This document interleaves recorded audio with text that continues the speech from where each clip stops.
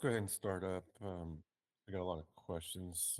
Go ahead, Ahmed. Why don't you give us an update, please? Yeah, good morning. So yes, John. So today first I work on like the Amin is so while like creating group, no welcome group. So message was not creating and group was not coming on the top, right? Yeah, So it's that on the bottom. yes, yeah, that I fixed it and created a pull request. JD approved it also. So it is in QA, sorry. QA. Okay. Yeah. So I I don't want Amin think to correct it.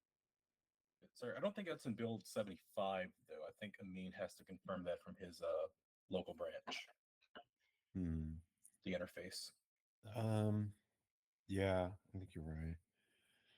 Um. Does he know that it's approved, Jerry? Like, can he test it out? Yep. Okay. Okay. Cool. When he gets here, we'll remind him. Okay. Um. Yeah. So then after that, John, then after I was started working on writing test cases for the create messages. So it is in progress. I'm working on it. Test cases. Okay. Message. If So. another task, I can pick that also. Okay. Jay, if you have something you can share with me, so it will reduce your burden. Okay. We'll see what comes up today in stand up. Yeah. So And Ahmed, you have two test phones, physical yes, devices. yes. Okay. Okay. Yeah, I might have some tasks on regarding those for you. Yeah. Um, I'll send you Slack message. Okay. Mm. Thank you for that. So Jerry, yeah, why don't you go ahead? Yep. Uno second. Need to get my notes pulled up. But yeah, we were trying. I was trying to add the analytics into the web view yesterday. Not yesterday, Friday. So far, everything with that is looking good. I can collect session events. I can collect session times. What I can do, let's see. Um, I can collect session times. I can track the events with session replay. The only thing that I am missing out on is the. Give me just 1 second, please. Actually, can you go back to me real quick? I gotta take this out real quick. Mm-hmm. Okay.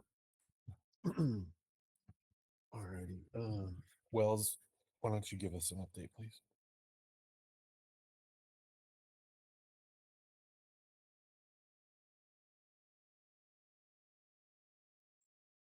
Wells, are you there? Can you hear me? You talk to me, sir? Yeah. Yeah. Let's get your update.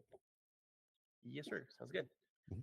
So there was a PR open for the favorite flow, the text field update. I did send you on Slack also screenshot. I made sure that the changes didn't affect the iOS, and I also made it so we have less user recommendations on smaller screens. So the another friend button works and the drawer and everything else. Mainly everything on that screen needed some handling for smaller devices. So I made sure to add it all. It took some time, but the PR is open and ready for review. And right now I have no tasks, I believe, on the engineering side of things, but I was looking a little bit into the analytics to to have stuff to do and finish Friday and start a good Monday. So I was taking a look into a couple more charts in there, but I'm looking forward to having more um, engineering tasks to do, and that's it. And the other PRs before the text field update ones, they were approved and merged already. So the only thing missing to be in the next field is this part of the text field and the recommendations and all the other stuff regarding that. But what we did before it is merged already. So the skip button and um, the placeholder that had no text before, now it has both on chat and also on that screen. So those two are merged already. They are merged. Okay. Yeah. Great. Okay. Do you have any challenges you need help with? Any questions for anyone? Nope, all good. I have a question for Jerry actually. Um, Yeah. yeah, Jerry. I did send you a couple um things we needed for the analytics. I was taking a look into the message, and I'm not sure if I expressed it well. That I need only the totals, like only the numbers, so no data needed, just the count of it. So like the how many registers for the last 4 months and that kind of thing. So it's just Oh, the sum of the registers, not them actually. so I'm very sorry about that. That completely like went out of my notifications in Slack. I had to like search for you to pull it back up. So bump. Let me get that for you today. Yeah, it like completely went off my sidebar. Yeah, no worries. You were always doing so many stuff, right? Yeah, no problem at all. And what was that regarding again? I asked Jerry some information from our database to compare with what we have on Amplitude, so I could perhaps catch some mismatches in between what we are tracking and what we actually have on the backend. So I made a list of some stuff, like for example, how many new users are in the app versus how many returning users are in the app, how many of these users were invited versus how many of them were not, so we know organic versus invited. Hmm. How many messages have been sent, how many favorites, check-ins, trust tips, grouped by entity type, so only place and entertainment in general. So that's the main category we need the differentiation there. With that, I can compare having some periods. So I asked Jerry for like last full month, so I can compare the latest amplitude, and then last 12 months divided in the previous 6 months and the most recent 6 months, so I can see the growth based on the real data and compare that with the growth on amplitude. Because I Hmm. know for a fact that we had some issues with amplitude that I myself was fixing in the last couple months. So I want to see how back in time can we actually trust the analytics. So I made this request for Jerry regarding some of these data and the counts, so I can compare with amplitude. Mainly that. Gotcha. Okay. And taking it a step further, once you get that sorted out, it would be great if we had some reports that could be pulled, just standardized ones that we could pull daily, weekly, whatever, that show some of that relevant information and can plot some of Hmm. those lines. Yeah, Yeah. and um, that dashboard that I presented a while back, it can be used for that matter. So I sent you it defaulted for the last 12 months, but right on top we can have the same charts and the same structure be used to represent different times of the year and different periods. So if we want to see, for example, last 7 days or daily or that kind of thing, we can have all those metrics to that. Of course, not all of them are that relevant to have in the short term. Most of some of them are more interesting when you have a large amount of data, so you have more precision on the stuff you are looking at. But some of them are really cool to be looking daily, like the active users and all the other stuff. So it is I think the dashboard is pretty helpful in that matter. If you want to, I can perhaps walk you through better on that matter, perhaps having a call with you and Danny, so I can better present the stuff you can do there and how it Yeah. can be useful on a daily basis. Yeah. Let's plan on doing that this week. Maybe Wednesday afternoon would probably be good for both of us. And Sounds good. I'd like to take a look video on that. Okay. Anything else you want to add? No, sir. That's all I think. Okay, very good. Thank you, Wells. Thank you. Jerry, do you want me to come back to you? You ready? Yeah. Okay. I was wrapping up something with the page views on Amplitude. We have the page views coming in, but they don't have the metadata that I want yet. So I got to do something with that. What that will do is that will give us full tracking over the page views, the durations, all that good stuff on our web views, and we should be able to see click behavior. So we should have more of the full picture when we combine that with the session replay. Okay. Now that we've gone down this road a little bit, I've got some questions. What if we wanted to expand the functionality? What if we wanted to let users navigate between the topics? Let's say, how much architecting would we need? It's kind of built in on. We kind of started to build that in on the message admin, Mhm. and we have topic support on the message admin. So, I mean, as long as we're not trying to make it configurable to each group on like if you can view topics or not. Yeah, I just like all of them would be across the board. Yeah, I don't think that would be much. I can talk to Ayad about it, see if he has time, because he already implemented topics in the admin. So it's just enabling that on the web view. And one thing I know that you talked about, and I don't know if you have all the messages ready for it yet, but I know you wanted to customize the messages that happen when you click certain elements on the page. Yeah, potentially. Yeah.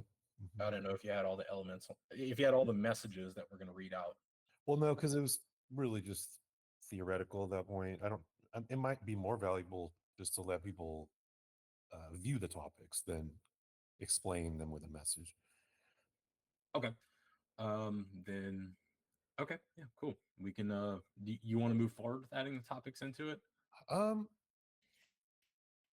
Maybe. Let me think about that a little bit. Um, what about taking it further where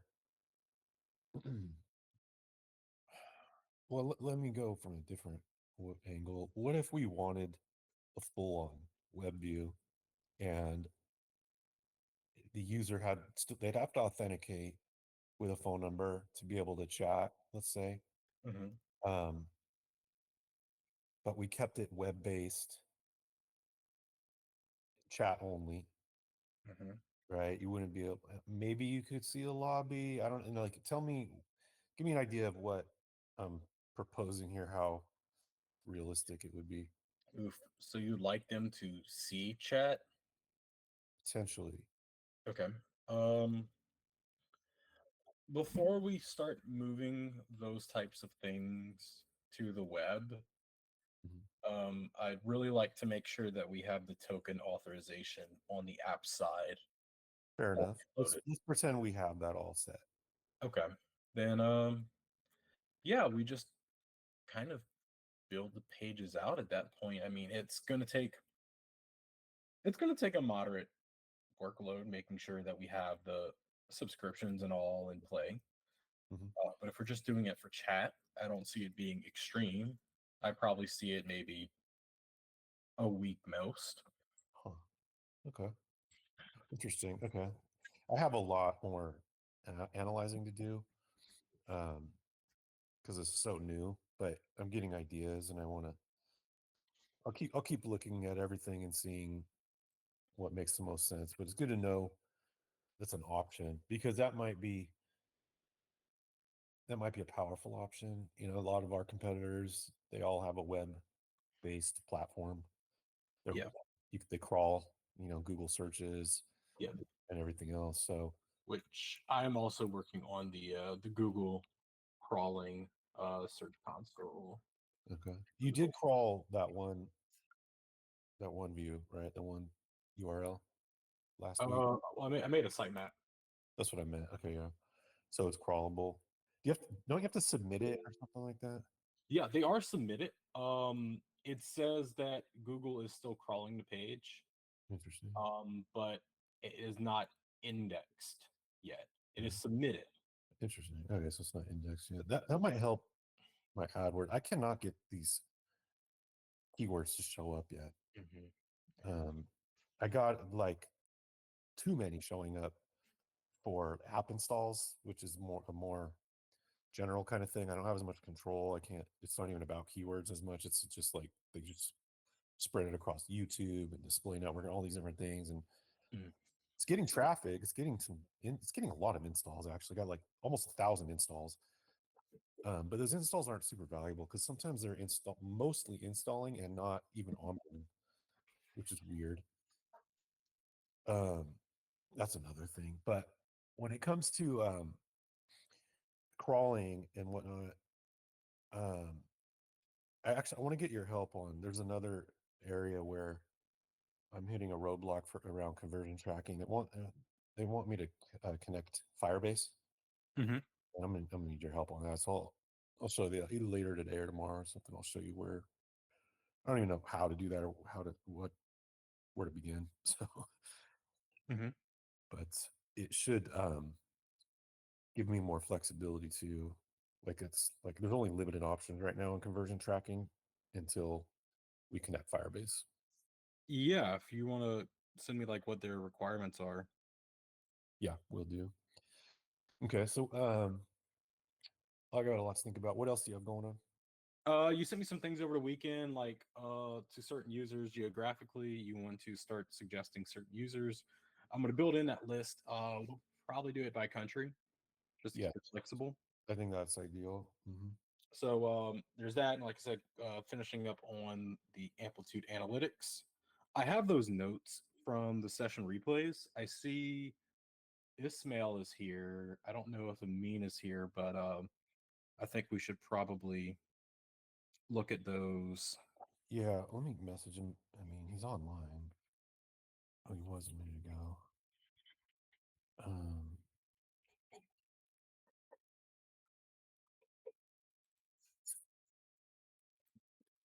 what were you going to say about the session replays? Oh, I just have notes. Okay, yeah, I need to talk to him too about the quality. Have you noticed the Android is? I mean, obviously we can't see iOS, but Android is so poor now. It's Yeah, almost, well, that's the auto quality. yeah, he lowered it, right? Or Um, can we raise it on our end? I don't think we can on yeah, I don't think we can raise the quality from the back end. That has to require a deploy. Okay. Yeah, it's almost unwatchable on Android right now. So let's ask him when he gets here. He's online. Might have lost track of time. What other notes did you have about that? I just have the about the session replays. Yeah. Yeah, I just wanted to kind of open up the discussion. I sent you the notes. I kind of want to go through it once everybody's here. Okay. Let's wait on Amin. I have some questions too. Um. All right. What else off that topic? I need to get with Ian on the Google console. I know I submitted the web view, but we want to make sure that Ian still has access to it on the search on the Google webmaster. So I got to reach out with him to him on that. Um, outside of that, though, I think that might be it. I think oh yeah, Todd wants a report for the SMSs Good. for Yeah. the SMSs that are sent out. So I'd like to see that too. Okay. that report I'll have that report sent out like 48 hours maybe after the SMS is sent. What would you rather? 24 hours after the SMS or 48 hours after? 24. Okay, we'll do that. Yeah. Great. Yeah. Amin said he's going to be here in 20 minutes. Okay. So let's continue. Did you have anything more? Nope, I think that's it on my end. Okay. Thank you. Ismail, why don't you give us your update, please? Yeah, sure. So, still going strong with the upload stuff. I'm making really interesting progress here. Like it's good at the same time. It's a little scary. So I'm still kind of going through it slowly. Okay, so there's a lot that's kind of coming to light here as the more I work with this. Now we have initially. So they're logging me out. There we go. We have initially, so we want to obviously keep the media, the files, optimistic response until it gets sent. And there's a lot of kind of edge cases that I'm running into. So at first, I was able to kind of store it locally on the device, the optimistic response, go back to lobby as it's uploading. And then when you go back from lobby to your chat again, it will repopulate the cache because the cache clears from the whatever you have stored on the phone, and the user will still see what's uploading for them. So that was step one. That was a little easier to do. Now, step two is I was like, okay, what if they close the app? So since I already have it stored on the device, I made it persistent, which means is even if they close the app, it's not like a state. It keeps it stored on the device itself.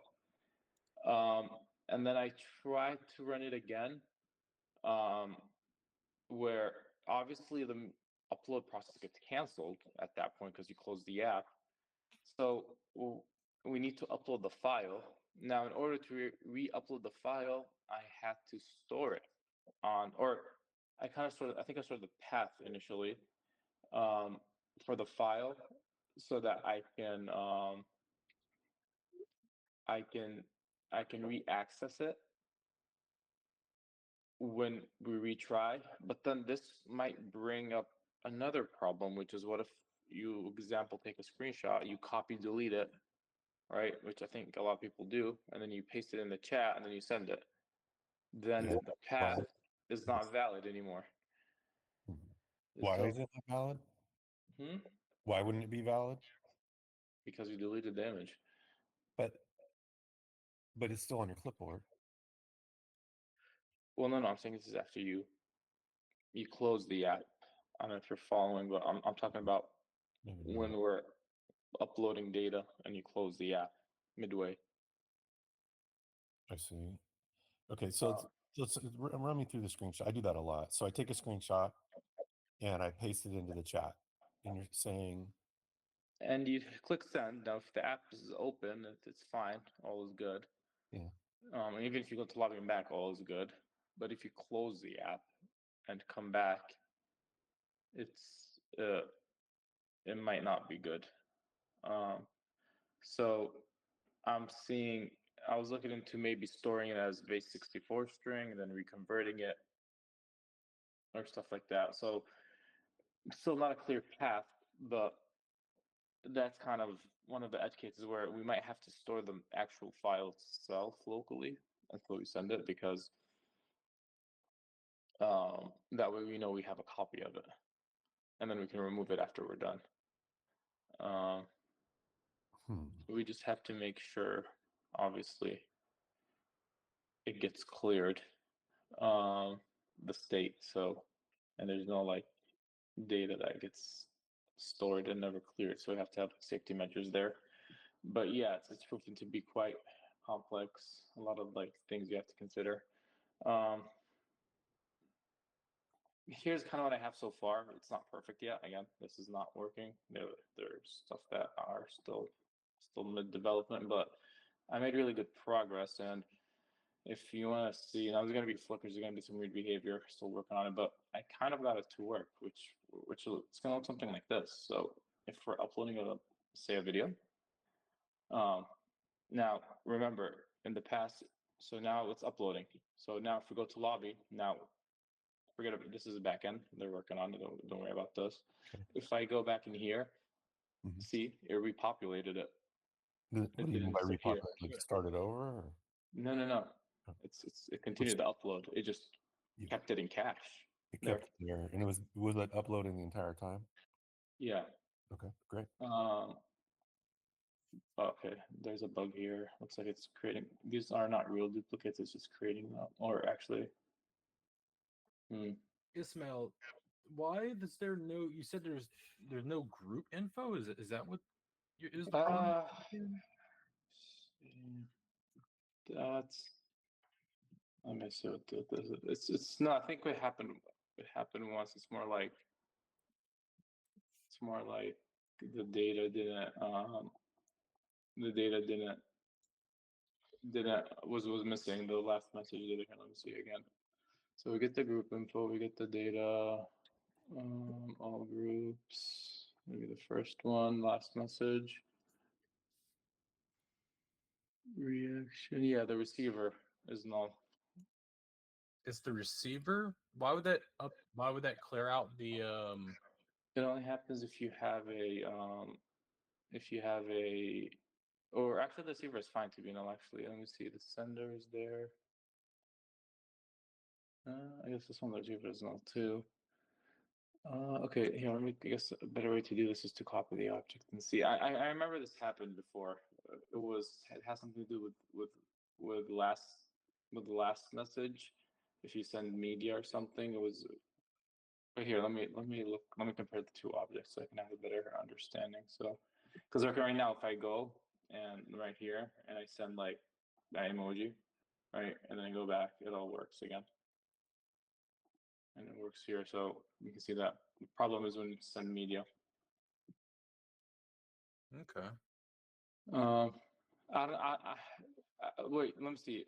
Maybe it's something on the front end where I was playing with the cache. I do remember. So maybe let me do my due diligence here before. Let's say potentially be front end. Let me see the two objects again and compare them. They're both there.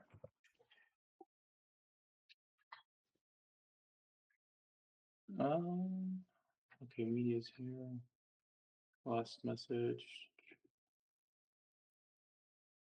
Oh, okay, maybe it's not backend. Maybe it's cache.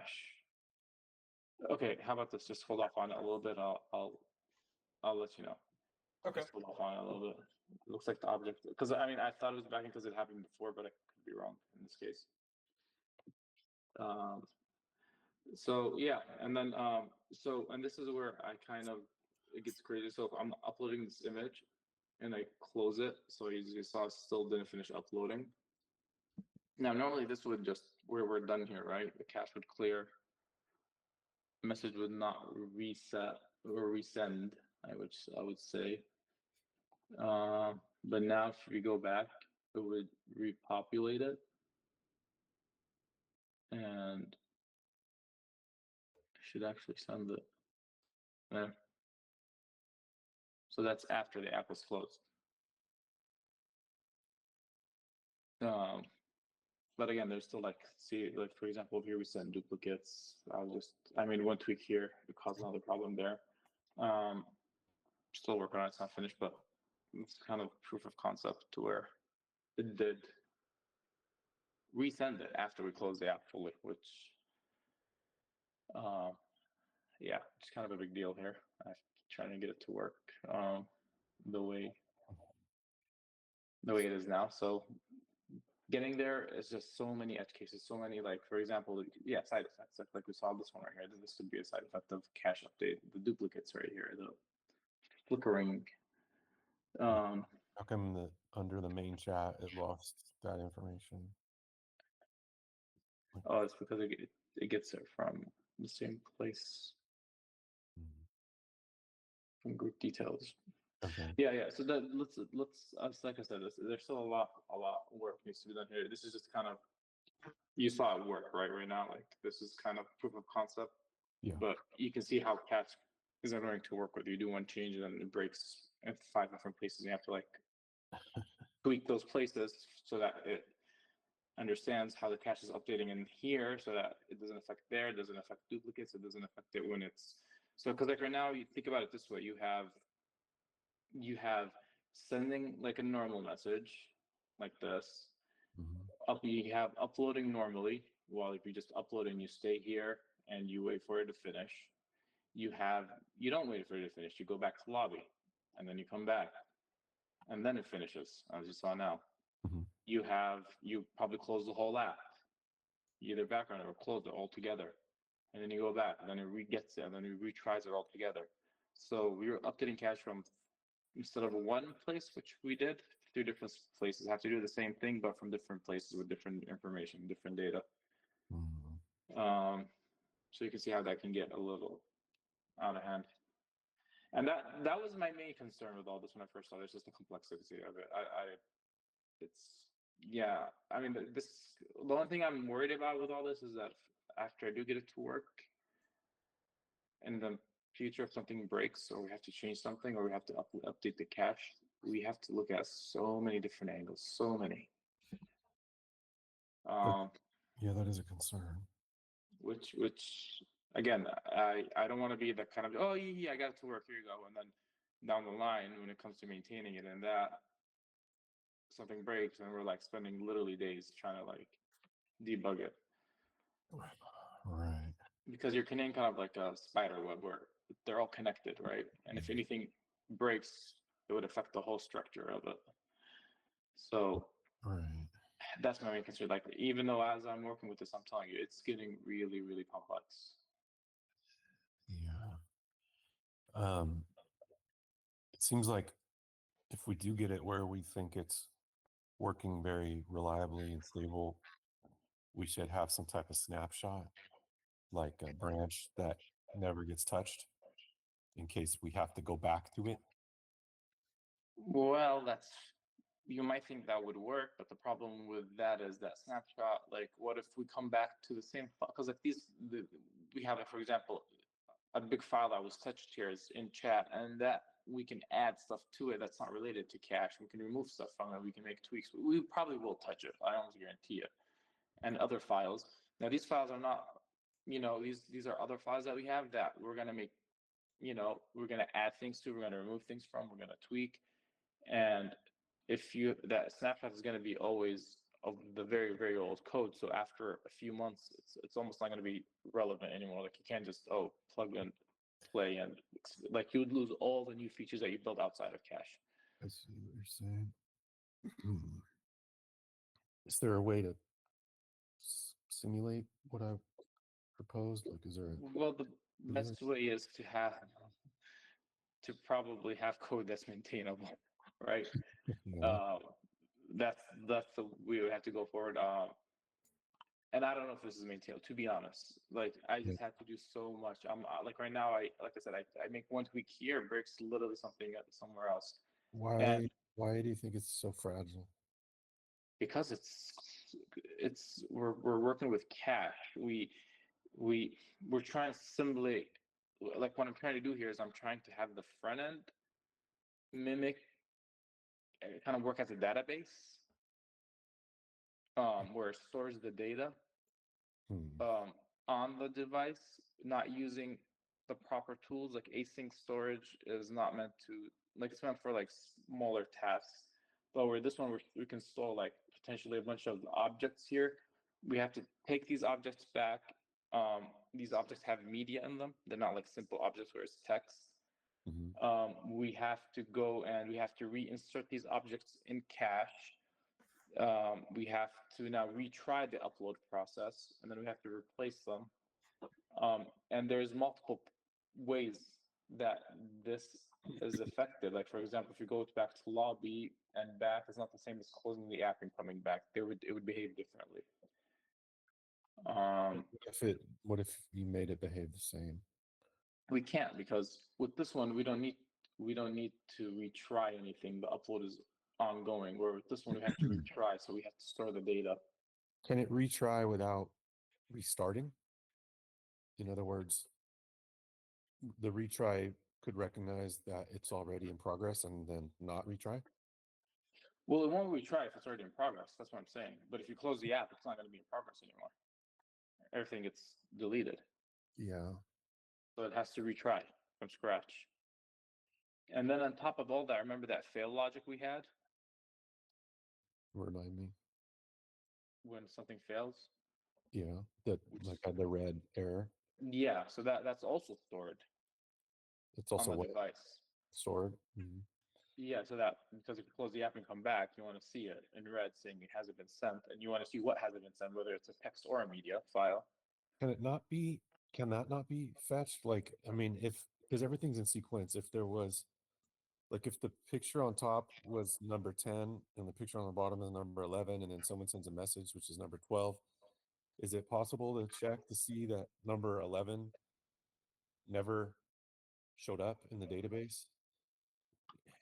If you, Well, it won't do that because right now when we store it in the cache, it would have a negative value indicating it's in the cache, and then when it's sent up to the that number in order only gets created after the message is actually sent. So the database creates that number, not the front end. So we don't know what number this is going to be when it's sent over to the back end. I see. Uh, and like I said, like right now, everything in cache has like fake data you can consider it, or just like an optimistic response, which is what you think the object would look like, right? That's the whole concept of it. Yeah. But we're creating the Yeah. and that's what I'm saying. A lot of this stuff where if we're taking a different approach where like for example, iMessage, where the actual data is stored on the device, that's much different, right? Because the whole thing is built off of everything's already stored on the device. It's like so you can think of it as, even if the message, like you can think of it as, you know how everything gets sent to the database, Yeah. where with them, even if it doesn't get sent, it's still in the database. It has extra parameters indicating it didn't get sent, but you can still pull it the same way you always pull all the data. So it's not they don't have this complex logic. Why? Because they're just pulling as normal Right. because their But, database is on the phone itself. but if we migrated to that approach, That would take months, if not weeks. I would say a good, yeah. That would take a really long time. Like I would say 2 months plus probably to get it work properly. If we want to switch over, maybe this is I'm just saying this is a rough estimate. I don't know, but that approach is, I don't know how many companies take it. Like maybe I have to do more research. Like I don't know, for example, Telegram, Slack, WhatsApp, Messenger. I don't know who does it, who doesn't take that approach. It yes. obviously has benefits, but it also has, its fair share of problems and complex code you have to still write and get it to work. Okay. So,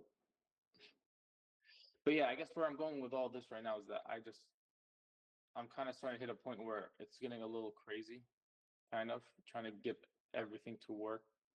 And I can see myself, even if I did get it to work, maintaining it down the line would be super, super difficult.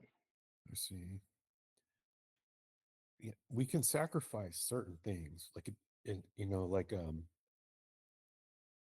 if we know behavior of the user is that they may hit send and close the app, we don't have to have optimistic response. Well, I guess we can try to account for some behaviors by failing it ourselves, maybe.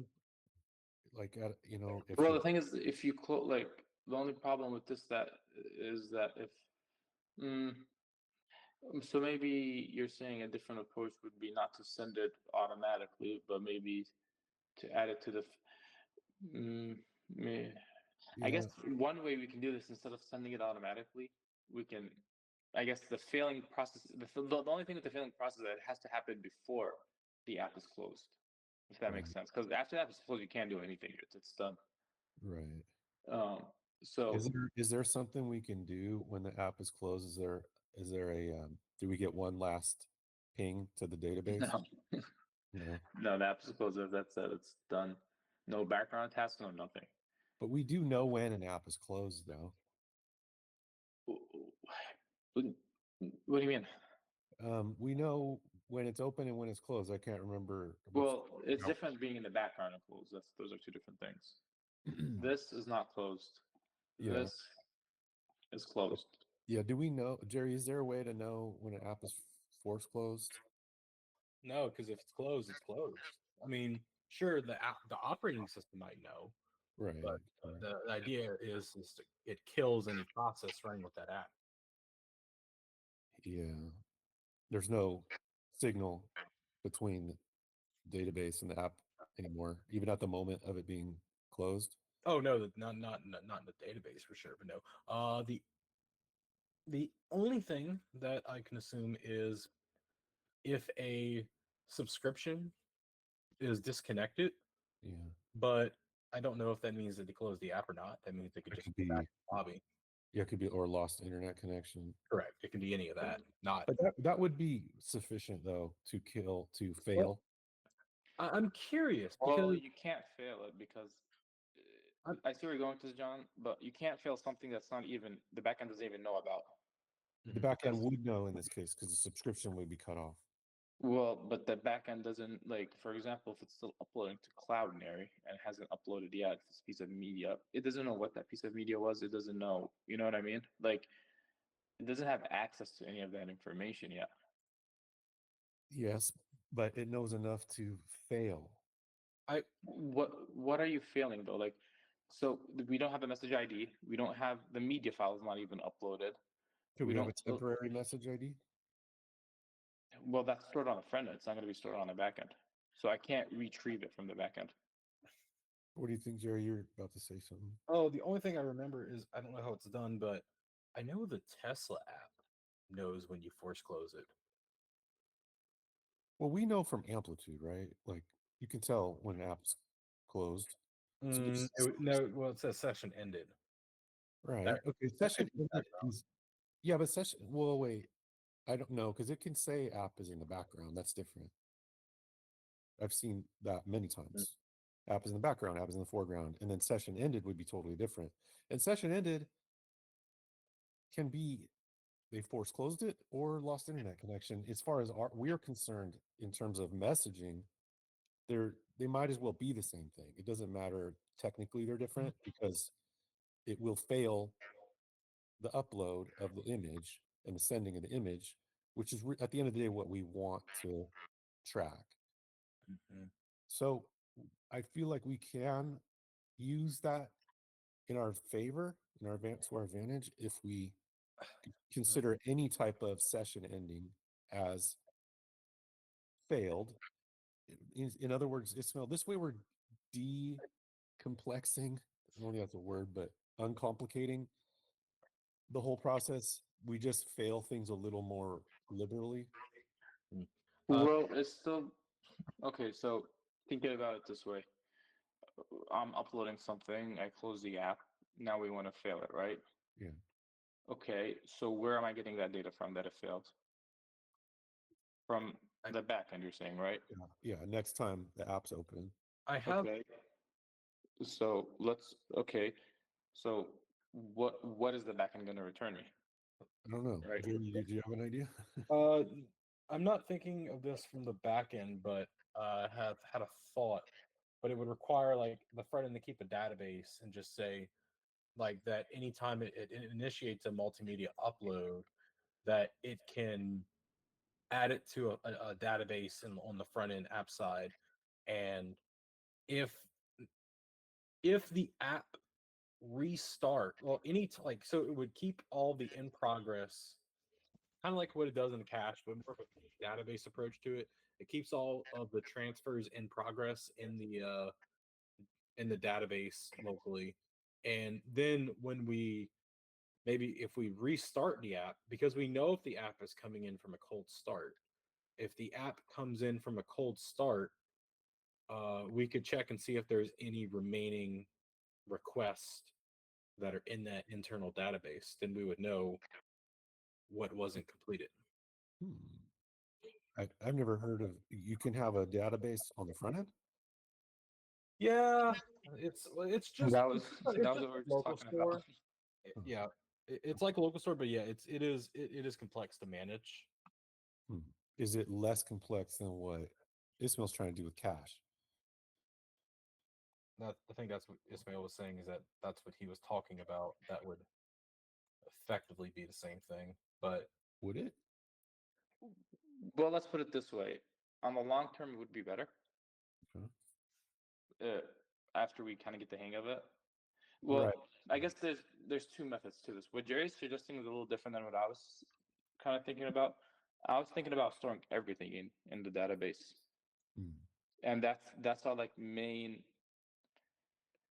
I think that's what Apple does, right, Jerry? If you think about it with iMessage. Yeah, I think a lot of that on iMessage is like locally. Correct.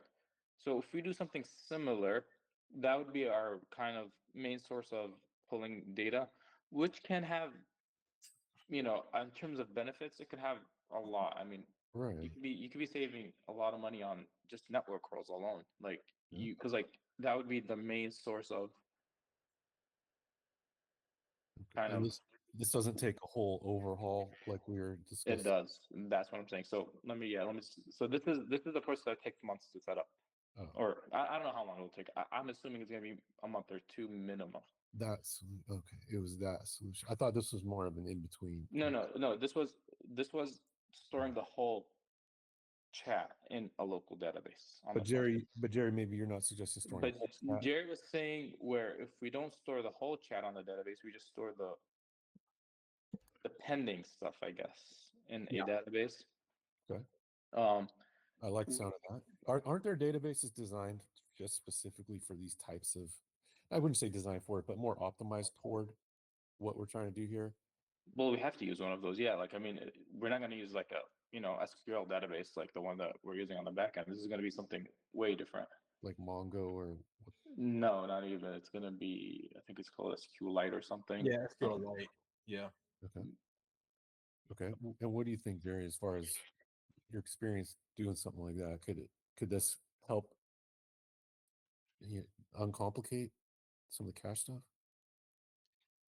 Yeah, SQLite would definitely keep it separate from the cache. It's a bit more complex than a local store. Mhm. But I think if we're just looking to have another repository to store this stuff and keep the cache clean, And it'll be stored on the front end. yes. Well, I won't say we're keeping the cache clean because we still have to repopulate that stuff in the cache. Mhm. It's just we're using a different storage. Hmm. I don't know if it'll be worth it though, Jerry. I'm thinking about it right now. The setup for it, and then to have it, like it would be a cleaner approach than storing objects, because like async storage is not meant to store like these kind of objects, right? Right. The complex objects, correct. Yeah, it's more for like simpler, like text maybe, or Hmm. yeah. So where that one is better at storing that, but I guess the trade-off is it's a lot harder to manage. It's a new tool you have to learn, and a new tool you have to maintain as well, with its potential problems it's going to introduce. Mhm. Yes, that's kind of the other. But is it better for storing complex objects? Yes, it is. Yeah. But it does have its cons. Um, Hmm. Um, this is really important, this vision, and I think that underlying it, one of the one of the guiding principles here that guides us should be not making it too complex. Like in other words, trying to future proof from future changes and breaking and things. Where it sounds from listening to you, Ismail, it sounds like we'd be walking ourselves into a trap if we I can keep almost guarantee it. Yes, we right. are going to have problems down the line that are going to be Ye- super time Okay, we consuming. can't. And Yeah, we can't do that. We've done that before. Before you guys got here, that was the problem we had with the version before this, where it was very brittle and overcomplicated. No new devs could jump in and figure anything out. They'd fix one thing over here and would break something in a completely different area. It was totally mysterious why this other thing is breaking. Um, so that's a no go. yeah, that's exactly what I'm warning here, right? Like before I even I normally write code and I'm comfortable Yeah, committing it because I know it's stable. This one, no, I don't feel. Again, I'm working on this. I'm getting it to work, but yeah, I don't feel comfortable keeping it down the line. I know yeah. we are going to run into problems and other people are, and so Well, on. So yeah, and I've been working with you a couple years now, and I appreciate you being transparent about this because I know you would never willingly create that situation. You're very methodical and thorough. So hearing you say this is definitely eye-opening for me. I can see that I've got some experience now too going down that wrong path. So I'm glad you're being transparent, open about the potential problems, because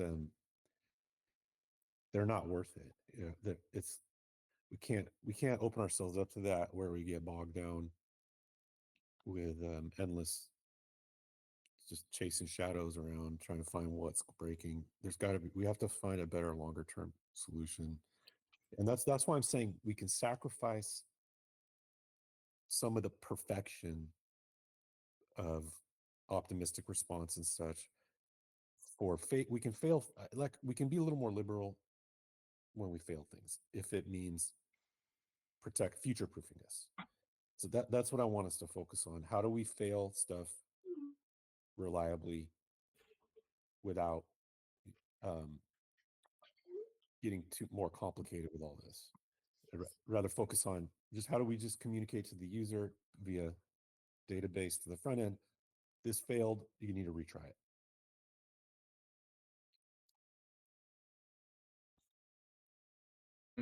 Yeah, that's a bit of a different approach. I can probably I don't have a answer right off the bat, but it could potentially um make things a little easier. Um, but yeah, I'd have to kind of approach it from a different angle because we're no longer. It's this is kind of how I'm thinking of. If you want to take this approach, is that everything starts out as a fail. It doesn't show to the user that it's a fail, Right. and it only sees it as a fail is that if we're coming from the lobby and we're still loading this, um, and if it hasn't been sent yet, and it's in that failed, it's in that it's stored on the phone as it's marked as a fail. It would show as a fail. That makes Um, more sense to me. And we can even show it as like grayed out, like as it's so it is like you said, everything starts as failed. And we can even visually communicate it on the front end if we want until it's sent. Like the little loader thing that Slack does um, on the compose. But I prefer that line of thinking. What, what do you think as far as implementing it? Is that easier? um, it might it might be. I mean, the main problem I'm having with this is that I'm reinserting everything. Sorry, this nasty cough's not going away. Um,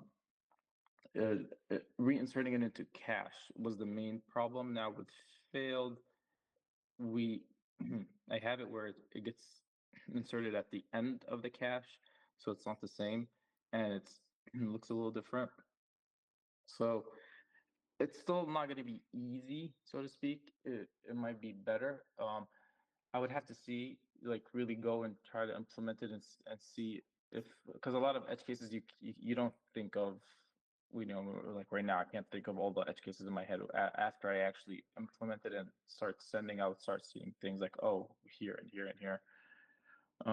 So I can have an answer for you tomorrow, I would say, after I play with it today. Okay. And Jerry, maybe you can assist with some creative ideas from the back end, Mm-hmm. um, to facilitate this type of approach, because I think it's fine if I'm sending a video. I expect it's going to take a few seconds, and I expect things can go wrong. It's in any app, like the way you have it set up, Ismail. I think it looks very good in terms of communicating to the user.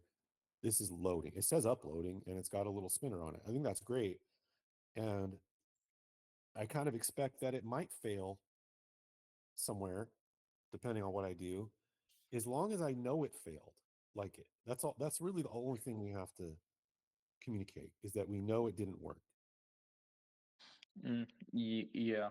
Um, like I said, I feel like that would be a lot easier if we didn't have the scenario of going to lobby and back. Because if you go to lobby and back, it's technically still uploading you, and it would show it as a fail.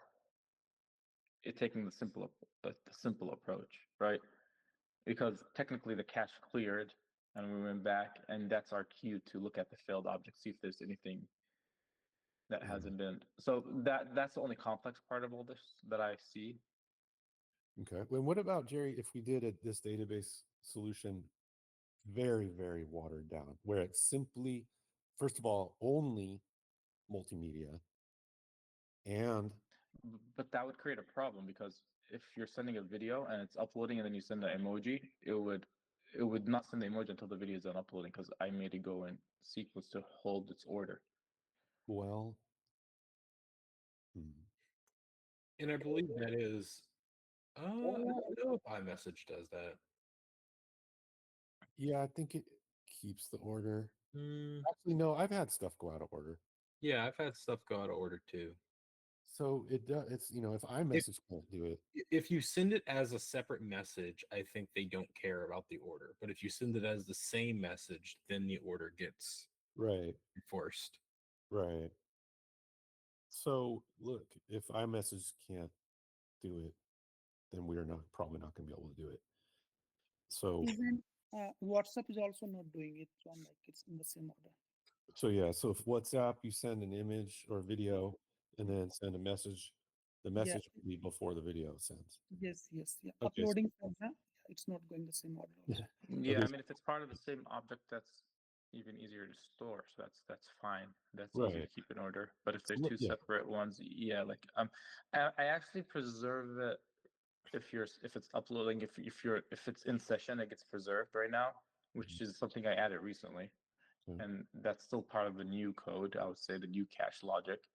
okay, Where the past it didn't like even in the past, if I'm uploading image and I send an emoji, it would send that right away, and yeah. then the uploading video would keep uploading and then it will send after. But now it would actually not do that. But if you leave or close the app, that might get all mixed up.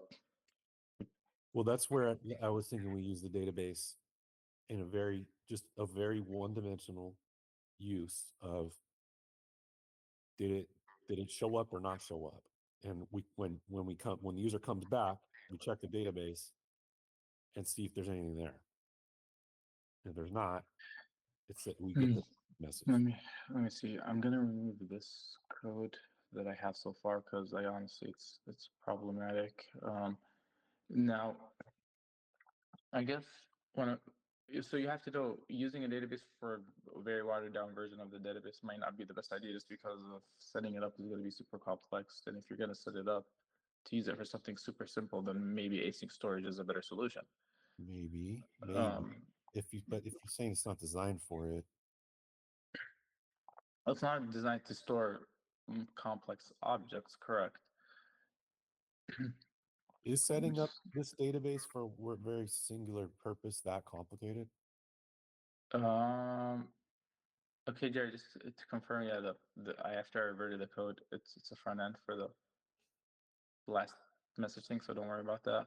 Okay. And yeah, I think John. Well, like I said, to be honest, I never set it up, but I do hear it's a bit complex Okay. to have it to work. For a simpler approach, obviously, it's not going to take months, like refactoring the whole chat with it. Right. That's what I'm aiming for. But yeah, I guess Maybe before there's we take that decision, since we're going to kind of a slightly different approach here, okay. I might consider maybe revisiting that approach using our current setup, and if not, then maybe it is worth having a database. But yeah, at the moment, this is kind of where I have this stuff. Or here, let me do it this way. So send a video. This is without the losing it when you close and then send the image. So see how everything's uploading now. If we go to cache or lobby back, it holds everything in place. Yeah. So, but then after it gets sent, you can see they got out of order, and then they got reorganized eventually to the right order after it all hit sent. So Is this at where you're at so far? Is this overcomplicated for future proofing, or is this this is at the borderline, I would say. okay?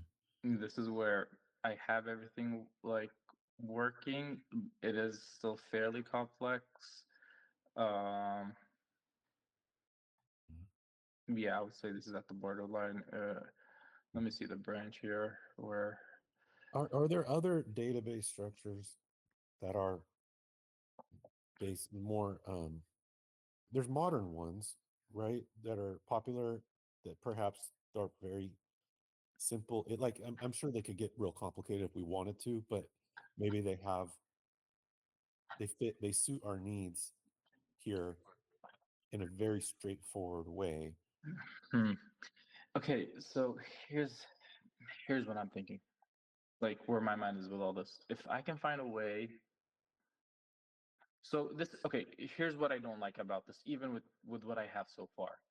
It's all touching the same files. Like we're going back, we're touching these we're touching chat message list, which is already 2,500 lines of code. We're touching um in chat, which is already over 1,000 lines of code. Um, we're like we're what I don't like about this is that we're touching files that are already hard to maintain. Okay, that makes a lot of sense. So that's what I don't like about this. Where we're going. So now maybe if I need to find a way where all the new stuff, like I have all the old stuff as is, Right, like, and then all the new stuff it gets done somewhere else. right.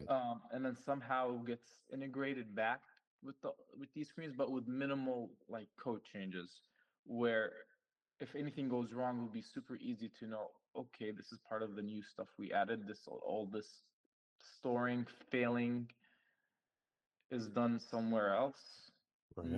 not merged with our current code, and then our current code uses it with using a hook or API or something where it's a function. That makes a lot more sense. So Yeah.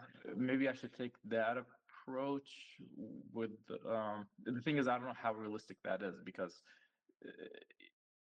sometimes yeah sure if I can separate it but then integrating it back would require um but yeah I think it's worth a shot. It's definitely worth a shot because like I think I might have been like trying to make it work seamlessly with our current code but maybe that's not the best approach to begin with since these files are already kind of really big and complex. Yeah, it certainly would be nice to have them isolated where they can be worked on separate from everything else, Yeah, yeah. if that's possible, for If it's sure. possible, we have to see how, because like sometimes if the code is too, I would say, coupled together, it's hard to add Would it be another? external. Yeah, would it be like another stack parallel to the chat stack? No, you can think about it as. mm, so there might be some, I would say, the code won't be dry, which is when I say dry means like you basically dry means keeping your code dry means you reuse the same logic as much as possible instead of rewriting the code.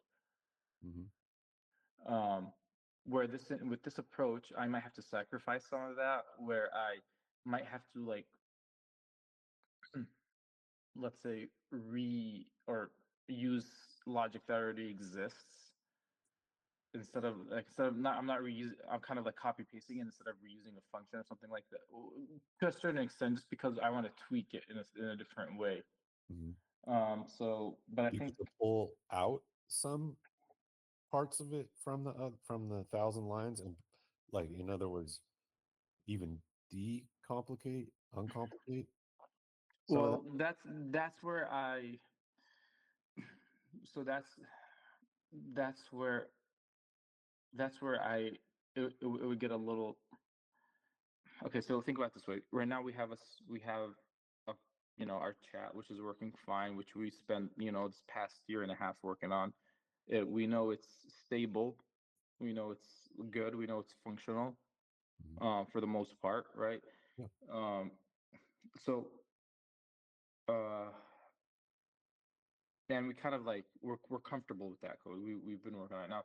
I don't want to refactor too much of that because refactoring that means we lose um, we lose kind of the patterns we already know. Like me and Emil already know. Like, oh, this broke. We know exactly where to look. Yeah, makes sense. Now, if we refactor it, we would have to kind of change. Like, oh, we thought we knew it was here. Now it's somewhere else. Let's go see that. And then with that might come um, more problems. So what I'm suggesting is keep the old code as is, Okay. and for these new cache features, maybe we separate that logic altogether and we integrate it with our new code, but in forms of like it's just in a much simpler way where like all the hard lifting is done on the other places, even though it might have some repetitive code in it. Okay, that makes sense. That's kind of, which I don't, repetitive code is not, like it's kind of not best practice, but in this case, it might make sense in terms of readability and maintainability. Okay. That way, anything goes wrong, we can just simply comment out a few lines of code and it's gone. It's done. It's not merged, Yeah, baked in our that's- existing files. right. It's not all interdependent anymore. Yeah. That sounds good for the future, if that's doable. Yeah, and then just keep in mind, really, the main thing I'm trying to accomplish is being able to properly fail the upload from the app's perspective and then the user's perspective, where the app gets it that it failed and the user gets it that it failed. Yeah. Yeah. And yeah, Yeah. Yeah. I don't think that would have to do with backend. Like I said, I don't think backend would be able to necessarily help with this. Maybe if there's a way, but in terms of like, no, I don't. Never mind. Yeah, no, I think this is purely front end in terms of like I said, we have to kind of pre-assume everything is failing, and then have logic where if certain conditions are met, actually mark it as failed, and if certain conditions are met, then don't mark it as failed. Mhm. So if I tried to send one of these videos and it says it's uploading, I force close the app. Is You've stored it in cache in some way on the phone? Like if or is the cache gone if I force close it? So if you force close it, so cache is Apollo. That's like the stuff that the that's the so cache is so when we fetch, so here there's cache and there's async upload. Cache is what the user sees. Like Yeah. this is the value that the user, like this is all in cache. Yeah. Async upload is something stored on your phone that you can take and add it to cache for the user to see. The user doesn't know what's on the async upload. It's just data stored on your phone. You can think of it as Okay. just raw data, right? Do those both clear out if I force close the app? No, the async storage, the whole purpose of that is that it holds the value. It will hold it. So you could hold a placeholder here that shows it's still uploading potentially, or maybe Well, after a that's what I've certain been trying to time. do with async upload, and that's where things, like I said, there's too many edge cases. There's so much stuff that you have to keep in mind because even if you have the object, now you have to re-add it to cache. But cache will be like, oh, okay, now re-adding to cache is not a problem, but you have to know that, oh, now it's not uploading because the upload process got canceled. So now I have to retry the upload, right? Because the upload got canceled, the API midway. Yeah. But So now you have to you don't retry have that. to necessarily retry it. I would leave that up to the user. That's Well, what I Apple have to did, right? automatically retry since it was, yeah, but then if we wanted to show it as a failed message, and then when you add it back to cache, you have to like keep in mind where to add it and where when it But was that's sent. where the back end can help you because everything's in sequence. So I guess what I'm getting at is if it was a placeholder, kind of grayed out up and said uploading and held in asynchronous storage, and I force close the app and I come back, if there's something missing there, is there an easy way to determine from the back end telling us that So something? it would be like it would be that so when something is uploading, it get it gets pushed to async storage right away, Yeah. and after it completes, it gets removed. Yeah. Okay. So if it never completes, it's still stored. So when you reopen the app, it would look like, oh, I have data here. Let me add it to cache. Why add it to cache? Why Because if you don't add it to cache, the user wouldn't know what's happening. I see. You couldn't hold the placeholder visually. Well, that's what I'm saying. Cache is what the user sees. Anything outside cache, the user does not see. Oh, yeah, okay. Okay. So anything inside async storage, the user has no idea what that is, or he Well, doesn't okay, but see it. okay, so let's staying with just async storage. I can see it because I'm in the session. Let's say we did No, you don't see anything that's in async storage. That's what I'm trying to tell you. Async storage equals you don't see it. It's just stored on your phone. stored on the phone. Okay. Yeah, if And it's in cache, you see it. Anything that you see, that means it's already in cache. well, okay, is everything in cache all the time? Like every single message? Here you see, yeah. Anything that you see is, Anything I see. yeah. Okay. So let me walk through so I understand. So if I upload this using asynchronous storage and create our placeholder, hmm the cache part of it is the placeholder. So when you upload it, Yeah. right, it gets added to cache and async at the same time. Yep. Okay. The cache is for you to know that you're doing something is Yeah. uploading. Okay. The And then async storage is storing it on the phone. and then if we lose the cache, hmm we come back, but the asynchronous still says it was in the process. Why Yeah. can't we just start the process over again of using cache in real time? Well, that's what I'm trying to do, right? I'm trying to get it from the async, Yeah. add it back to here, Yeah. and then re-upload it, which is Or just say failed.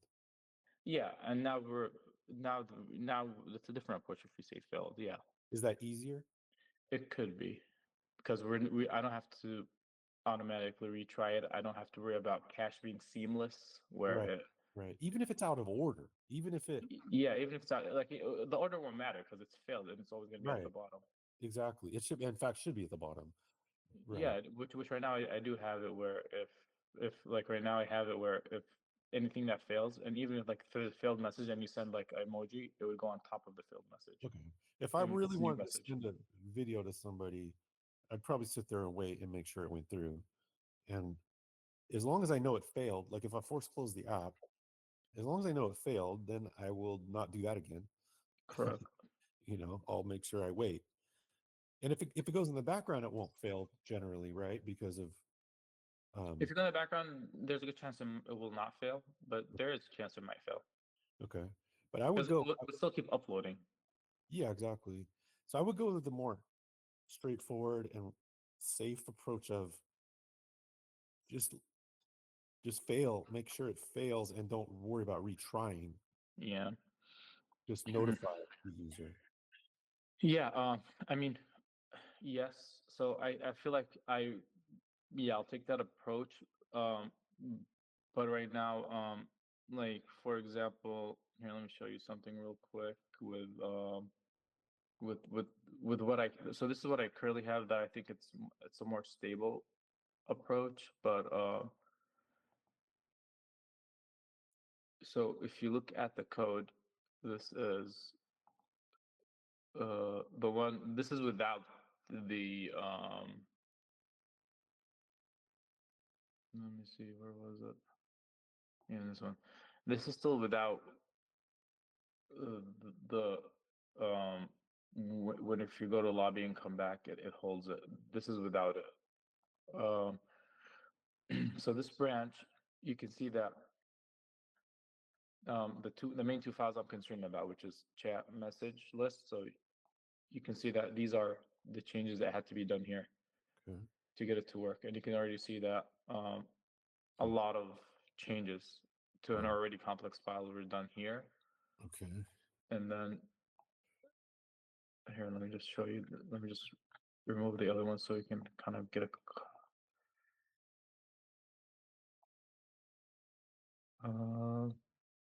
Well, all these changes are related to what we were talking about, and Yeah. this is not even the full picture. This is just like part of it. Mhm. So these are the main two files. This is file number one. All these are changes in one file that I had to make, which is already a complex file, and then you have file number two, which is this one. which is also a lot of extra What are those cache. big new green sections? Like what? So what this is the stuff that's been changed and added in. But like This is stuff. what does it do?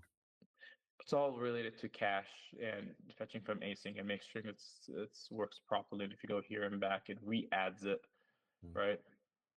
okay. So that's kind of what it does, and that's kind of what I'm saying. All that green stuff, I want to take it outside and do it somewhere else. Yeah. But you like, do you see what I'm saying? It's not like how it becomes harder to maintain because it's just it plays with it so much, and it's already a big file. I do see that. So that's kind of where my mind is with all this. How much of that can be extracted and then Well, I used, don't know. I'd really have to see. I would have to kind of, like I said, but, take this. but also used in the way of not worrying about retrying. Correct. We're not gonna worry about retry. We're gonna, yeah. And I honestly think this method maybe overcomplicate a little bit because some of this I did, some of this I worked with AI on, and AI sometimes does tend to give you more complex approaches than a They simple do. one. So Yeah. I would say I can probably still like it's like this is kind of how I like to code. Is like I like to AI give me a few kind of ideas, do a few things, and then I always look at it and reevaluate it myself. And I would say 60% of the time, 70% I find a simpler approach. Yeah. Or Um, even reprompt it and say that approach is too complicated. Give me a more simple approach. And then Well, that even if you do that, sometimes it would like a simple approach means that you would lose uh something like it's not seamless. It's like you see flickers, you see, you know what I mean? Where and sometimes you just can't figure it out for the life of it. So, yeah. um, but yeah, what I'm trying to say is this is kind of the first take on it, and like I said, I immediately didn't have a good gut feeling about any of this in terms of maintainability down the line. So I'm going to try to take a whole different approach where I separate it, maybe simplify it more, and try to give it another shot. Okay. Okay. Like I guess it's- my main kind of concern would be just this from here to here. To be honest, if I take that approach, it's just going from lobby back Wait, while things are still uploading to hold it and are you not showing, disappear. are you showing me your emulator? Because I don't see it. Oh, you don't see that emulator? Yeah.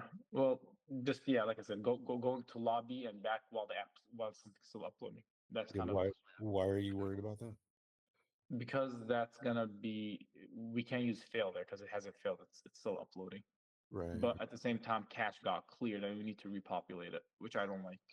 But don't forget the database can know when the session ends. So if you go to the lobby and back, the session hasn't ended. Use the Well, session. no, we can't. Whether ended or not, there's still the problem of cache got cleared, and I have to repopulate cache on something that's pending, right? Why would cache get cleared? Because if you go to lobby, that clears cache. It does. Yeah, and you want it to. Uh, And again, cache is what the user sees. So if I go to lobby, okay, I clear the cache. The async storage knows that there's something still pending, okay. but then it can't fail it. And if we have it fail it right away, that's fine. That's easy, right? But Yeah. no, in this case, I can't fail it because it's still pending and I still didn't close the app. Yeah. So so I have to repopulate the cache with the correct Okay. variables, Jerry, but also have can it we, as pending.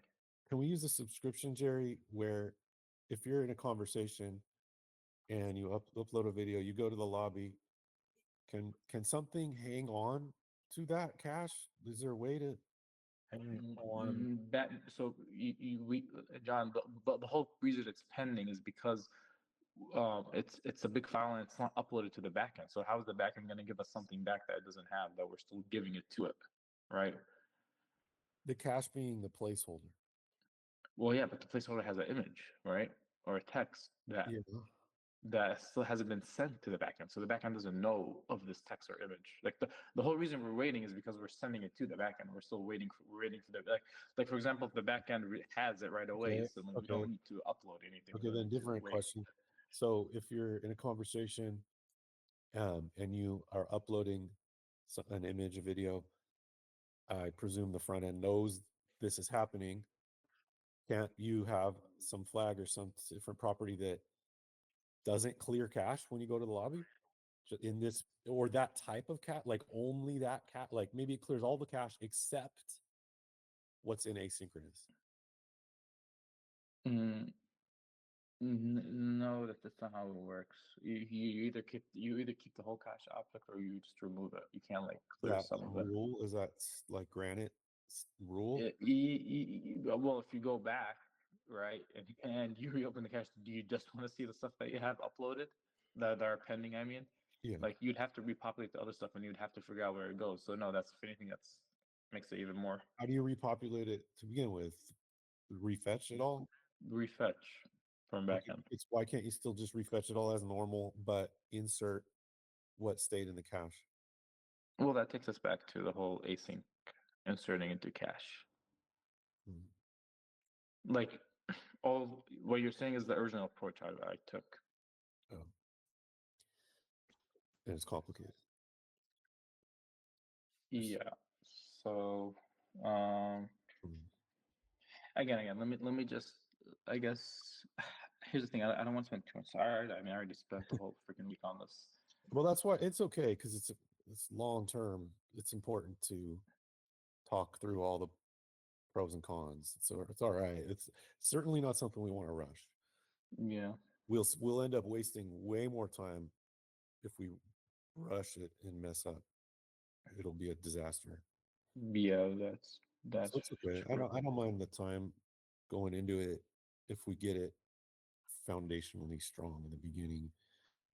There's a lot of ways to look at it. But yeah, I mean, it sounds like you have an approach that is worthwhile, right? You want to investigate Well, in this. theory, yeah. Yeah. Okay. Okay. And so I didn't spark any kind of um, theoretical solution by using the cache in a way that isn't because Well, the whole point is to minimize cache manipulation. That's where I want to go with this. yeah, yeah. Like I don't want to add more. Yeah, like the whole problem with this is the cache complexity. So Right. the goal is to achieve whatever it is what I want to achieve with minimal cache interaction If we clear and all the cache cache manipulation. by going to the lobby, we clear all the cache, that's standard. We come back to the conversation. The Re- asynchronous part of it still knows that something is uploading, right? But you're the saying async, yeah, it you just knows don't that something is visually uploading. see the placeholder anymore. Huh? You just don't visually see Correct. that held. Because the user, the what the user sees has been cleared and then rewritten when you refetch. Right. Yeah. And it will still upload, and the users will see it eventually, like after 5 seconds. Yeah, After, it'd just be weird. It would just like pop in. yeah. Right. Okay. Well, So I know it sounds like, oh, like we're so close, but there's other stuff that just like it's not as easy as just inserting in and we're good to go. makes sense. Especially if you like, yeah, I ran into a bunch of problems. Like one major one was once you add it back to cache and then you send another message, it tends to override what you just added, and then you have to like find a way where they both because you're adding it in from a different place. Again, I think, and like I said, some of this logic or some of this logic, yeah, was added by artificial intelligence, where I had it to try to help me with some of that. But yeah, like I said, it proved to add a lot of bugs. As it gave me some solutions, it would break other stuff. Which, yeah, so I might have to take a more manual approach with the cache stuff. Okay. Okay. Well, take a look at the path that you're considering. Yeah, I mean that would unfortunately have means I have to kind of probably also restart on what I already have, which was the fail stuff that I have. Like it was just separating the logic more, which I would have reference, which definitely speed things up. But it will have to mean I would have to like redo kind of a lot of this. which would I think probably strengthen though your knowledge and everything of it. I don't think it's a bad thing because it'll keep giving you deeper understanding Yeah. of what's really going to affect it and what where the risks. Like you may end up unlocking something too that you didn't think of. Mm-hmm. So yeah, I encourage that. I think it's a good idea to try and do it this way that you're proposing. Okay. So yeah, yeah, but keep in mind it doesn't have to. It certainly doesn't have to be better than WhatsApp or iMessage, right? Like if they lose things out of sequence, then we can too, and you can sacrifice some of it if you need to keep it simple, like and just fail it more liberally if you need to. Yeah. Yeah, I mean, it would be nice not to fail it just by going to the lobby, which I know is the kind of the whole point here is what we're trying to accomplish. Correct. Keep it going. um, it doesn't seem like it should be this tricky, but I guess I see. I guess after talking it through, I see where it gets tricky. All right. Well, anything else you want to discuss? Yeah. That's kind of all I had. Okay. All right. Well, let me know how it goes with the approach you're considering. Maybe. Yeah. Yeah. I feel like if I isolate it more, like the new stuff, just keep it on its own with minimal changes to the existing code, that would make it a lot more manageable and a lot more, like I said, easier to debug, remove, or whatever it is we want to do in the Yeah, future. I like that plan. And you have the reference, keep Yeah. so okay. All right. Well, thank you for the update. I'm glad we're talking it through, and I'm glad you're not recklessly just going down a super complex path with it, thinking about the future. That's good. Yeah. All right. Well, let's see. We do have a meme. Thank you for that. So I mean, we were just going down a long rabbit hole of cache and asynchronous uploads and such with chat. But aside from all that, I want to get your update, and then I want to talk about session replay a little bit because it's really lost its value completely. Like iOS obviously is gone, and then even Android is really hard to see now. So, but let's go ahead and start your update, and we'll jump in on that. Oh yeah. So Friday I worked on the issue Shante of the share about the badges not being cleared up, and we talked about it, and it was like about how I was like tackling it or approaching that issue. So we're relying on what's on the notification center to determine by how many to increment the badge count, but that will not work every time. What I did right now is, so there is this thing is like whenever like a notification is received, whether the app is open or is closed, will be notified. And in there, I do save like there's a new notification, and as soon I save it there in the source. So as soon as the user go to a chat, I'll look at that saved notifications that was received, whether the app is closed or open, and from there I do the check to de-increment the batch count. So all of this will work on the assumption of that event will be fired. I mean, it is like we do get known if a notification just received, not clicked or pressed or opened or anything. So yeah, I think this is how to solve this issue. Yeah, that's what I worked on for Friday, So, and have you been able to test that out? I did on my local like works, Mhm. You but weren't. again, You didn't ever had it stick with like one or two in the badge, even though everything's red.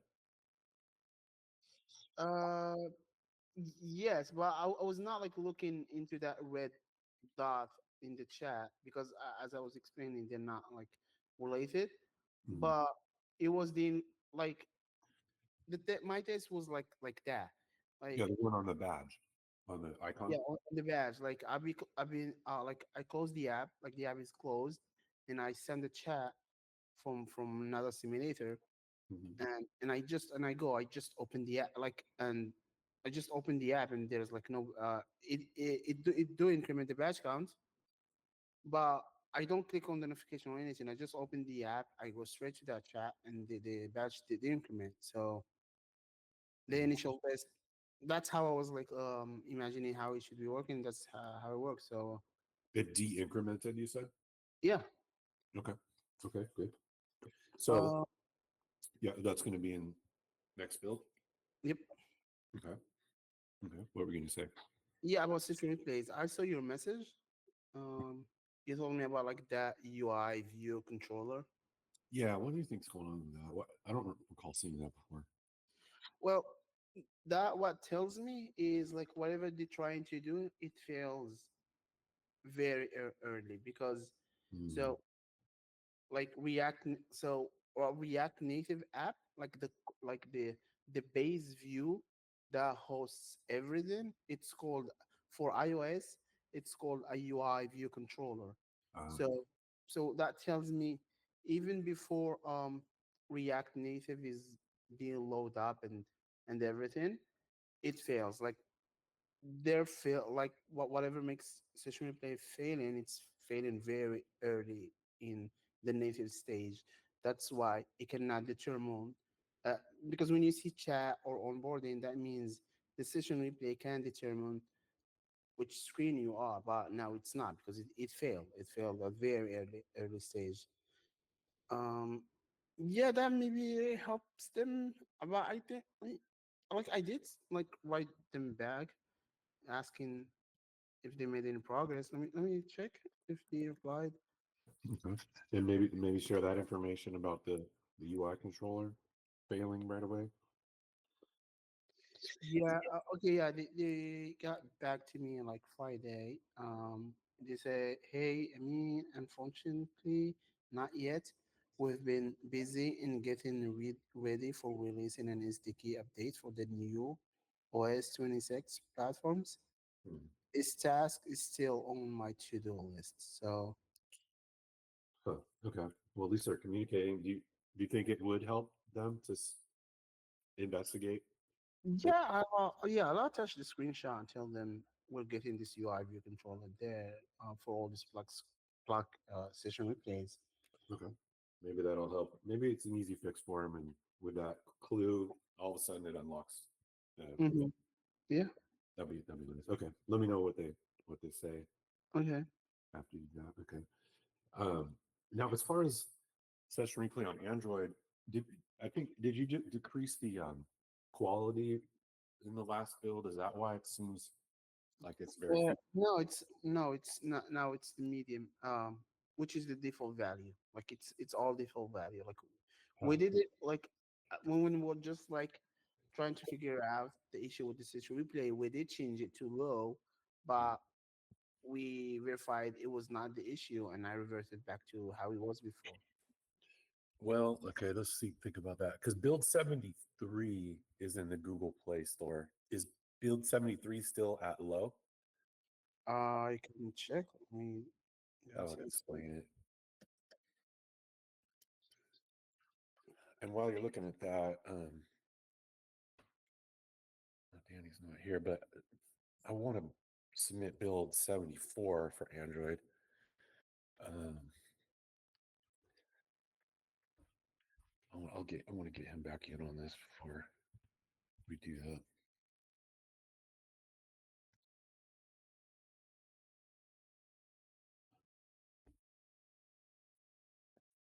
And actually, I want to talk about Build 75 as well. No, like that change that I did, it was like on 64. When I s- I Yeah, it Okay. was at 64, then it was reverted back. So So Build 73 should be default. yep. Huh. And I can really confirm it again. Let me go to that version exact. But there was some other changes, like I guess we updated it like to different version, right? Yeah, we did upgrade the version. Yeah. Okay. Um, Because before there was only default, like you couldn't change low, medium, high quality. yeah. Only after the upgrade. Right. Hmm.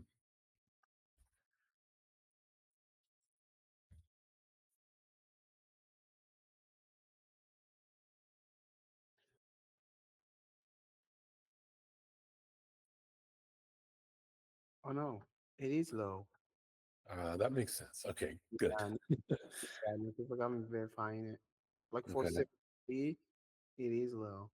Okay. I thought we put it there for a reason, trying to solve the iOS thing or whatever. But okay, that makes a lot more sense. Okay, so Mm, then what about 74? It's gonna be all of them since it's in 73, 74. Okay. It's gonna be a lot too. Okay, let's change it back to medium. Yeah. Okay. um, and then I guess in build 75, that's pointing to QA. Um, it seems to be working okay for me. Chantel had some issues though. I want to talk about in a sec. But maybe we could do a build 76 with everything wrapped up in it. I want to do another submission too. I finally got Apple to approve this video for the App Store, but we need a new submission for it. But I can't remember now what was in 75. How much of actually this might be a question for Ismail. How much of the stuff you've been working on, Ismail, is in 75? Well, everything I've worked on is all in a separate branch. I never merged it in with development, so you don't have to worry about Um, mixing it in. but then 75, you still there. I thought there was still some things around uploading. 75 has a lot of the code I've worked on in it. I see. But But if we did a 76, we would, for production, we would leave that out. correct. Gotcha. Okay. Okay. Let's aim for that today. Just so I can get the updated app store product page assets and things like that, and then get the higher quality session replay. I mean, and anything else that you can think of. So what was in 75? Was that strictly for testing like the asynchronous upload stuff? That was the main reason of that build. Yeah. Gotcha. Okay. Maybe it has the work that I was doing, like with groups and sharing profiles. I'm not sure if it's in 70. Yeah. There was also some of your branches, but I guess what I'm saying is if it's better probably to have 76 without the asynchronous stuff, which will still have your changes. And maybe you can, I mean, if you want to list them out for them to retest them to make sure, that would probably also be a good idea. Yeah, the two main things to test out for the 75, it's gonna be creating a group without Oh, sending a message, like on oh that. yeah, that's right. Okay. There's that, and also clicking on a user profile. It should show the public groups at the bottom. Oh With yeah. Okay. with if you press on them, you can join the group, and also the creator badge. Right. Okay, great. I was looking for that and I didn't see a creator badge. Um, I wonder why. I'm in 75. I mean, and Okay, let me check 75 if that code is in there. It should be. Let me do it real quick. Check. Screens, chat.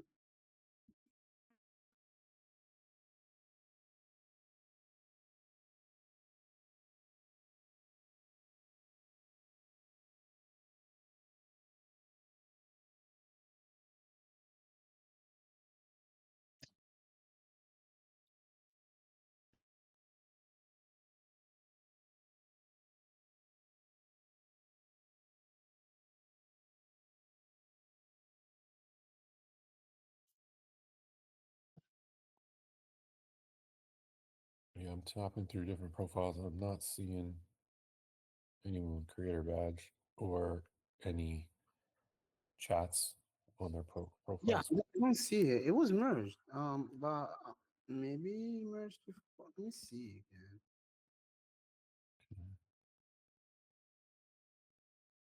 When I got merged, create group was merged 4 days ago. The plus group also didn't take me Yeah. to. Yeah. So yeah, I guess we talked about it. Yeah, the creating the group, my branch was merged 4 days ago, and the build was 5 days ago, meaning there was like a day difference. So uh, let me see the other work. When it was merged, like the what is it? The badge. Mhm.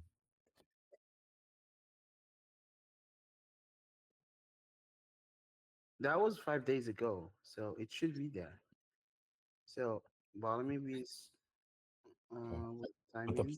the plus group button though, that would not be here inside Yeah, of it. well, not in 75. Okay.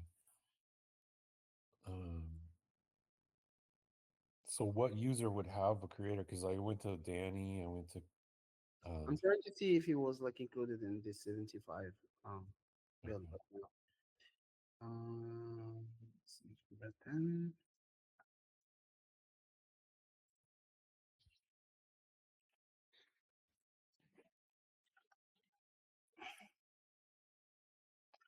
Yeah, that still is not included in 75. It was like a Oh, 2 hours difference. My branch got merged 2 hours after the build. okay. Um, okay, so if I wanted to have a very safe production build right now, is it too late? We already have like a bunch more branches that need testing, or can I get one that's Mm, like a very small increment forward? as far as for my changes, like there's the creating group one. It's I would not say it's big, but when I was working on it, it was nothing like tricky about it. You know, it's Sure. not like it was like straight things. But We my just question is, are we now married to it, or can I get a build without it? no well I'm match it. If we're gonna do a next build, it's gonna be there. Got it. Okay, so that's with that said, you're saying it's not too complicated, should be safe-ish. Yeah, yeah. That's Like when I was working on it, I was like nothing tricky about it. So okay. And that would it also include the creator stuff? yep. Okay, so that's all going to be there. Okay. Mhm. But we will have we can leave out the asynchronous upload stuff. Um, okay. Was there any of that code though, Ismail? Wasn't there some of that you thought was still beneficial? Um, are you talking about the upload stuff? Yeah. Um, yes, but it,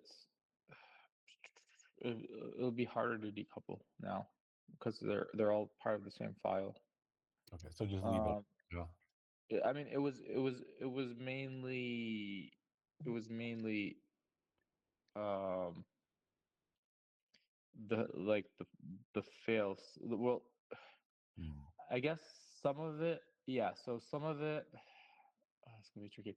So some of it I'm gonna keep uh in the file itself. So the part that holds everything in order, mhm. that part I feel like it's safe because like that's gonna be part of those files. And it was not much code at all. Okay. Um, and then the second part was the fail. So the fail, we're gonna not have that because again, I'm gonna try to redo that in a separate file and have it disconnected. But the one that keeps everything in order, that one was still probably a good one to have in. Okay. And it's fairly safe. It doesn't add any new logic. Okay. Kind of fixes the existing one. And were there any other bug fixes as well? Mm, I'll have to revisit the code. Honestly, that was like, kind of like a week ago. But I think no, I think I've just been working on uploads. That's pretty much it. Okay. Let me double check too. I can check our conversation. Um, yeah, it seems like it is mostly all. Well, you did make changes to the menu, but that might already be merged. Remember the like some of the spacing in the menu, and you added the text where it says shareable link to join this chat. Text first shareable link to join this And chat. the emojis. What about the emoji stuff too? Remember that? Yeah, Yeah. like the emoji stuff. That's all part of a separate branch. Okay. Which is merged. Yeah. Okay. And the change to the chat menu, like where you get the menu items for you can have a shareable link, you can name your chat, you can go to the members, notifications, photo gallery. Oh, the style changes, you mean? Yeah, that stuff. Yeah, no, that stuff. That was merged long ago. Yeah, that's Okay. good to go. That's not part of this. Okay. Um, okay. The only thing that I think that I need to get from that branch is the keeping everything in order logic. Okay. Okay. So then let's get that going with the session replay update. And I think Wells was mentioning he made some style changes to after you favorite something, there's like the input message input field, some of those things because they're not too advanced. Um, and I mean, what you had some other changes too, right? Bug fixes perhaps, or Yeah, yeah. okay, all of that is ready. Would you say? Uh, no, I'll push that for PR for Ismail to review. It's not a big changes to review. It's not gonna. I don't think it's gonna require a lot of things Okay, for review to be merged. okay. Uh, Then yeah, I'd like to get between you, Ismail, and Wells those safer PRs merged and then do a production build today before we go to the more advanced stuff. And that'll get us improved build, but also I can do the updates to our product pages. In fact, was there any there are actually some really important changes now I think about it for the deep link, right? Like there was a fix you had to do, I mean. oh yeah, there's all of that. Let me to be. I thought like we already talked That is, about it. yeah, I There don't was think mhm. what were you gonna say?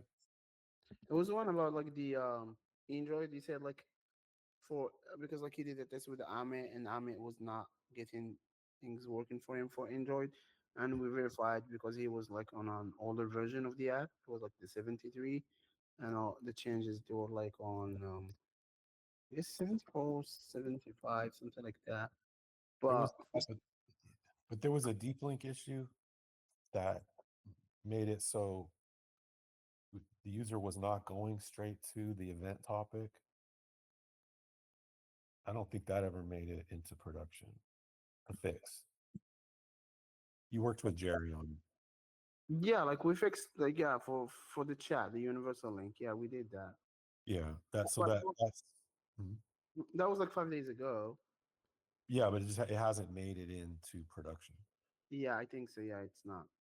So there is quite a bit of improvement, necessary improvement that we should. Yeah. Hmm. So yeah, this will be a big win to get all that in and the new product page. It's just styling things. I got a video finally for the app that looks really good, and had to appeal. It got rejected at first by Apple, but I appealed it and they accepted it. So it's good to go. It's actually there for one product page, but I want it on our main, and we can't get it on the main product page without submitting a build. So um, so let's wrap up all those things that we just talked about. And Ismail, if you could review Amin's PRs, and then Amin, maybe you could review Wells PRs. If everything looks good, let's merge it and do a production build. Yeah, sure. Okay. Okay, great. Do you have anything else to add? Any more updates or any questions or anything? Now, about we need new tasks. After done with all that, well, only the tasks to work on. Sure.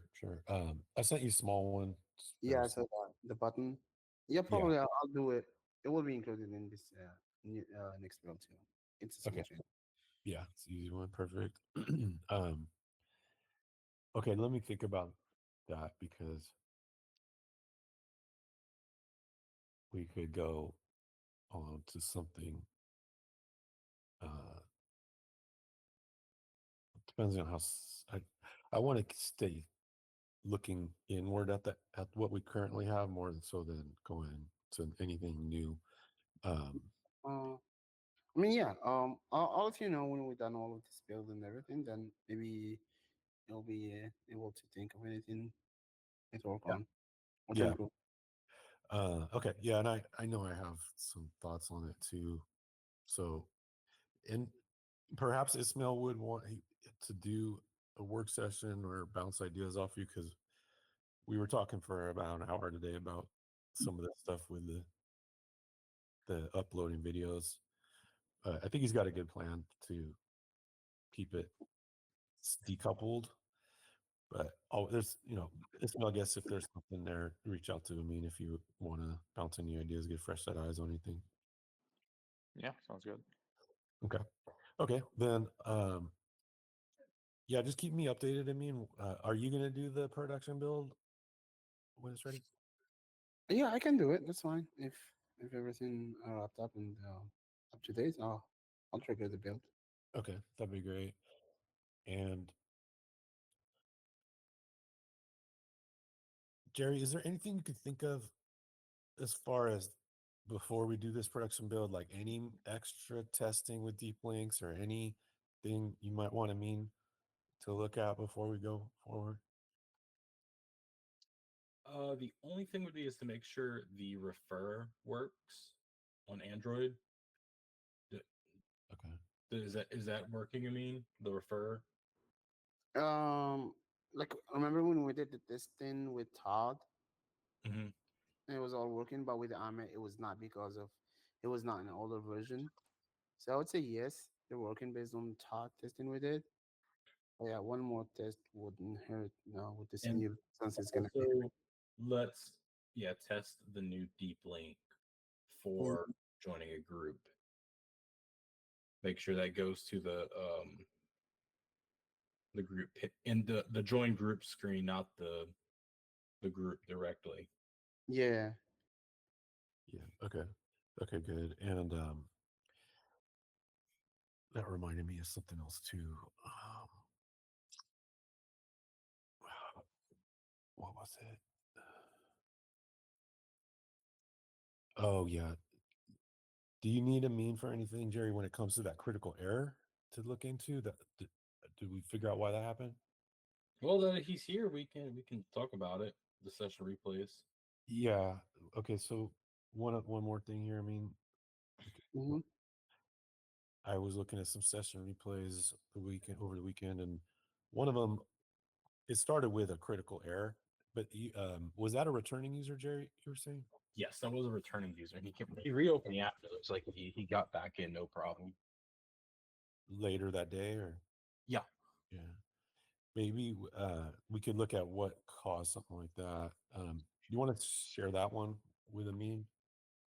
I'm gonna forward all the messages I have, like the replay links. Okay, but one of them I think you determined was nothing, right?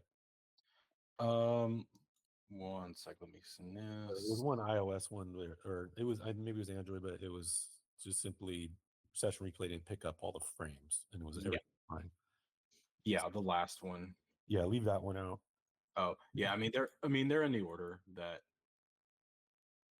in the order that John sent it, so you can ignore the last one.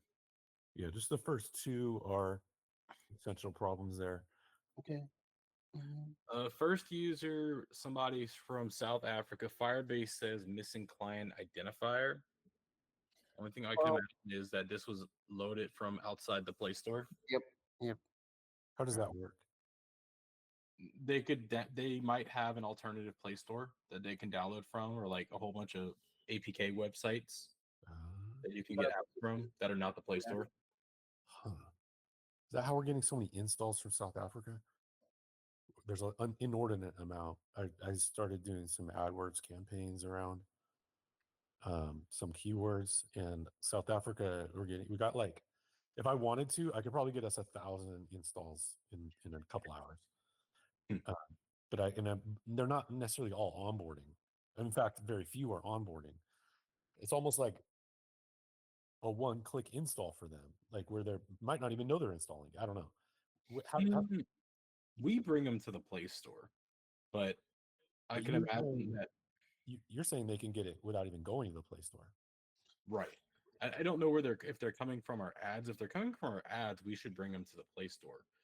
I don't have necessarily control over it. It takes like the Play Store is linked to the AdWords account. They're both Google, Mhm. but then Google shares the ad across their display network, YouTube, partner sites, and yeah. So at that point, I don't have any control over Correct. where they go. So um, if your theory is right, they didn't go to the Play Store in this case, right, Jerry? That's what you're saying. Maybe my theory is not that they did not go to the Play Store. It's not that, but wherever they installed the app from was not the Play Store. And how they got there, I can't say. Okay. And what does that do to our Firebase authentication? Is it You can't onboard if you get the app from outside the Play Store, uh-huh. you can't onboard because for our Firebase authentication, we use AppCheck API, and that does some magic to see if the app was downloaded from the Play Store. Maybe you could do a check and see if anybody has onboarded successfully from South Africa, Yeah, South Africa. and I will exclude that country for now if that's the case, because I don't know. I think we probably spent $100, Oh wow. but I mean it was like over 100 downloads, Mm-hmm. so like that's less than $1 a download. But Oh, if we they're got oh shoot, plenty today. What? right, yeah, it's running right now. So probably because maybe like these Android phones in South Africa, they have like an alternative store to download from. Let me see which A lot device. of people are on, but wow, that's impressive. I know, it's crazy. I can get That's like they're coming in like 2 or 3 an hour. right. I could up that a Yeah, lot. that's really interesting. I know, right? Like, I really would love to see the exact behavior that's happening. Are they misclicks Oh, somehow? I'll give you user keys. I'll give you everybody that came in today. Okay, but some of them aren't even getting user keys, right? Because like the one I sent you, they never onboarded.